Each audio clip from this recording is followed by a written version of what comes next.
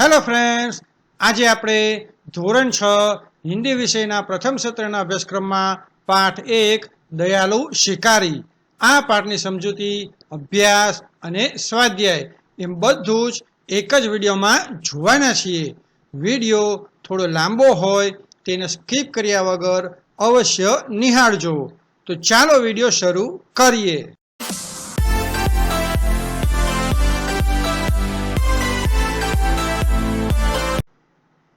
તો વિદ્યાર્થી મિત્રો, પ્રથમ પાઠની શરૂઆતમાં જોશો તો આ મુજબ કેટલાક ચિત્રો આપેલા છે.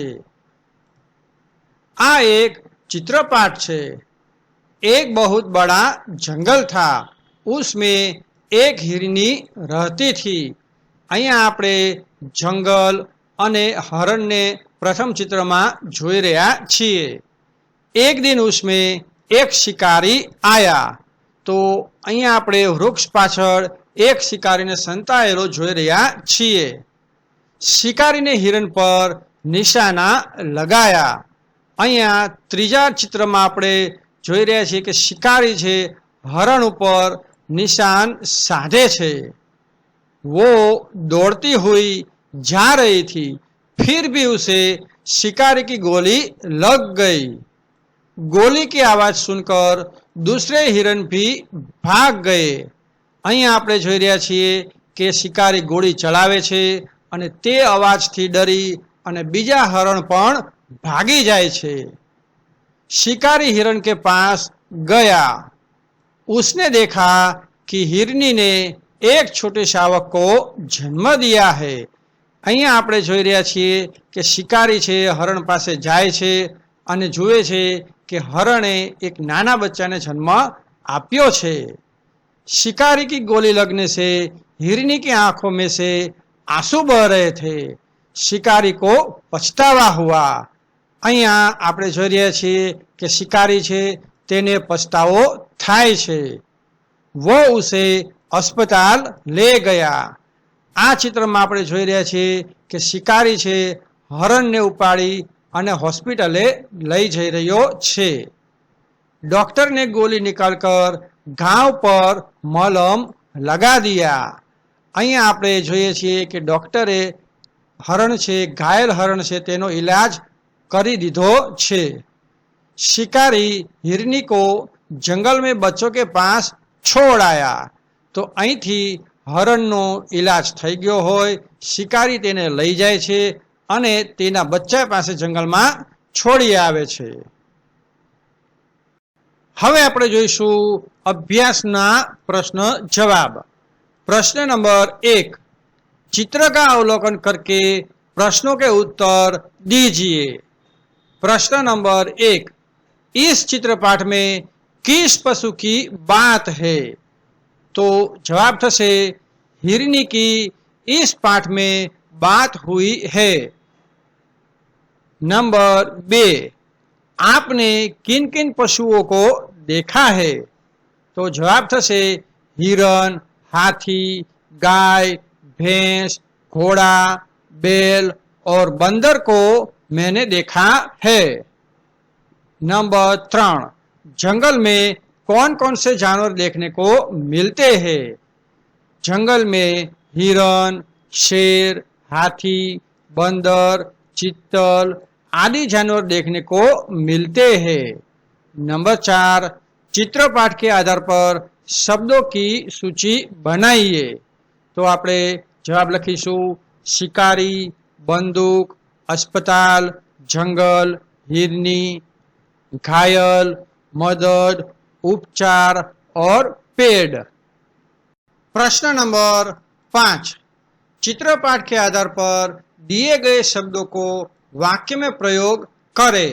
तो हमણાં આપણે જે પ્રશ્ન નંબર 4 માં શબ્દો લખ્યા હતા તેના જ આપણે વાક્ય અહીંયા બનાવવાના છે. તો શરૂ કરીએ. शिकारी परथी जंगल में एक शिकारी आया. बंदूक शब्द परथी शिकारी ने हिरनी पर बंदूक चलाई. अस्पताल परथी शिकारी हिरनी को अस्पताल ले गया. जंगल परथी जंगल में हिरनी दौड़ रही थी. हिरनी परथी આપણે બનાવશું हिरनी को गोली लग गई थी.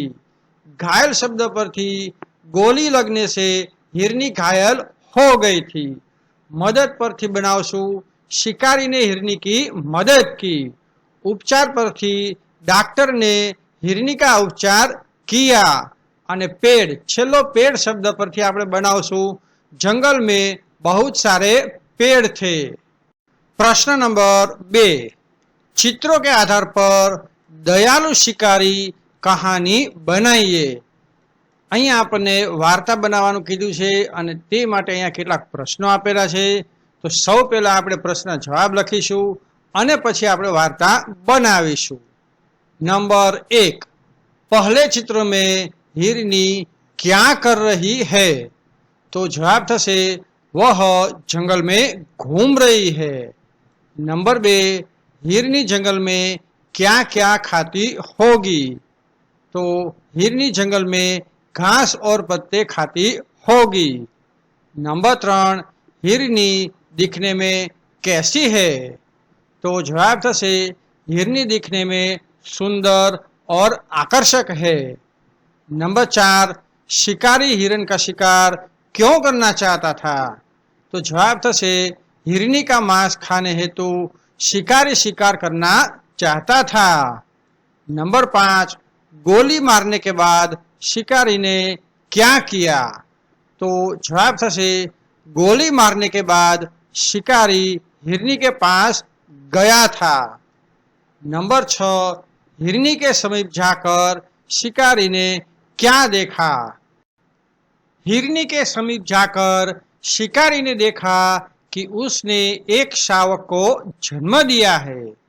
नंबर 7, शिकारी हिरनी को कहाँ ले गया और क्यों? शिकारी हिरनी को बचाना चाहता था, इसीलिए अस्पताल ले गया। नंबर 8, शिकारी ने हिरनी के साथ कैसा व्यवहार किया और क्यों?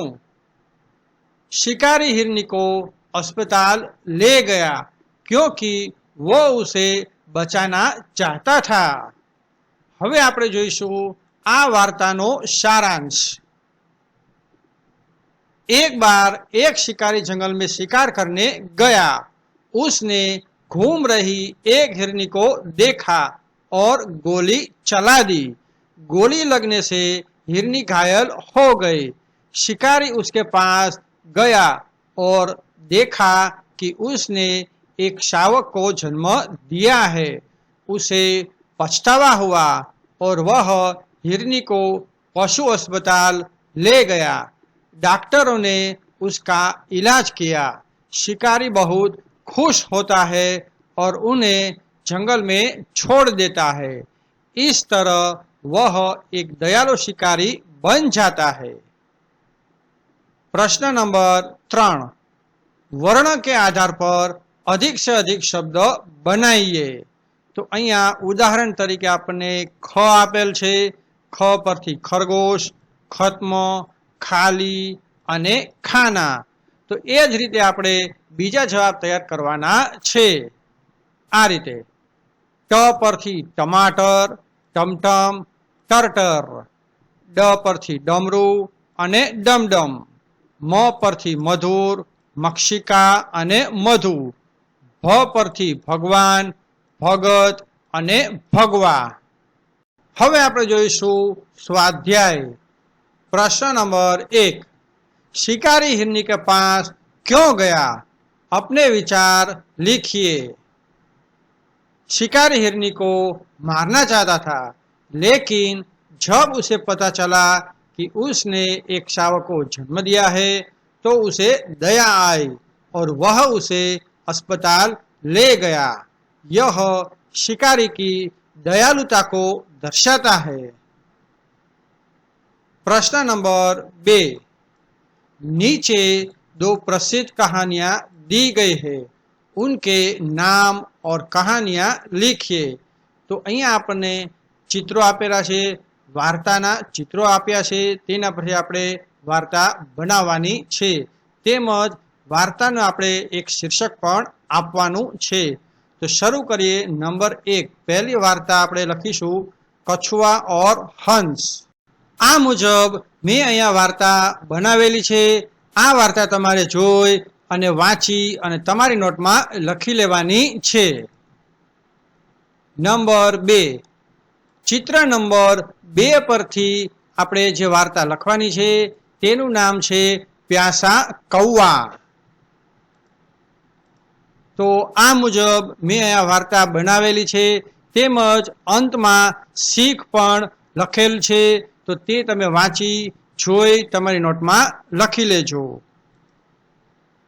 प्रश्न नंबर 3, कौवा और लोमड़ी कहानी बनाकर लिखिए. तो अहींया जे चित्रो आपेला छे तेना आधारे आपणे वार्ता बनाववानी छे. मैं अहींया कौवा अने लोमड़ीनी वार्ता आ रीते बनावेली छे. तमे वांची जजो अने तमारी नोटमां लखी लेजो.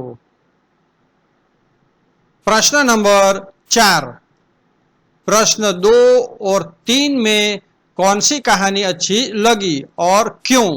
तो आपणे प्रश्न नंबर 2 અને 3 માં જે વાર્તા બનાવી હતી તેમાંથી કઈ વાર્તા તમને સારી લાગી અને શા માટે તે આપણે અહીંયા લખવાનું છે. તો જવાબ થશે मुझे प्रश्न 3 की कहानी कौवा और लोमड़ी अच्छी लगी क्योंकि यह हमें बुद्धिमानी से काम लेने और चालाक लोगों से सावधान रहने की सीख देती है. यह कहानी मजेदार भी है और शिक्षा भी देती है. हवे जोईशु प्रश्न नंबर 5, दिए गए शब्दों के विलोम शब्दों से वाक्य बनाइए. तो विलोम शब्द एटले के विरोधी शब्दों. तो अहींया जे शब्दनुं विरोधी शब्द आपेल छे तेनुं ज आपणे वाक्य बनाववानुं छे.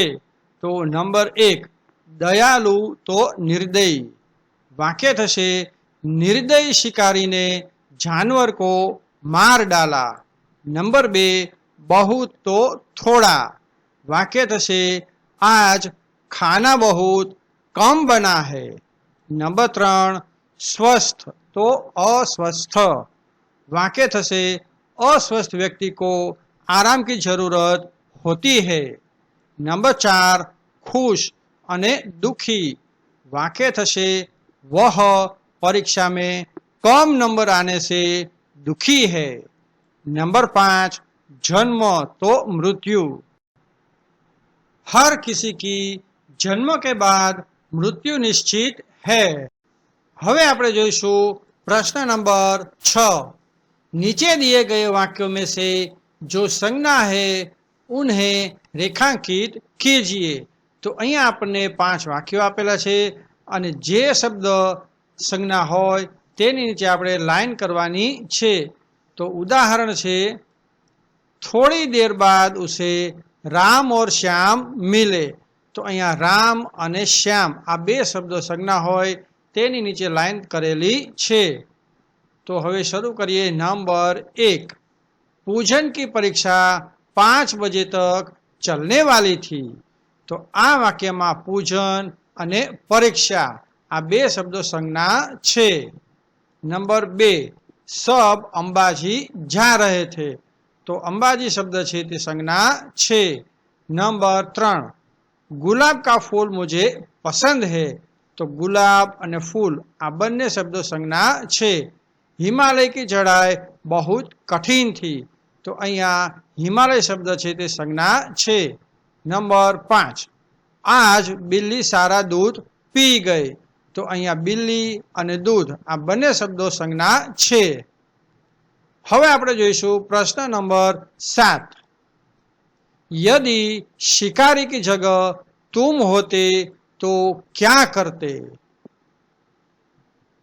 जवाब लखीशुं, यदि शिकारी की जगह मैं होता तो घायल हिरनी और उसके बच्चे को देखकर शिकारी की तरह हिरनी को बचाने के लिए अस्पताल ले जाता, डॉक्टर से उसका इलाज करवाता और जंगल में हिरनी को उसके बच्चे के पास ले जाकर छोड़ देता.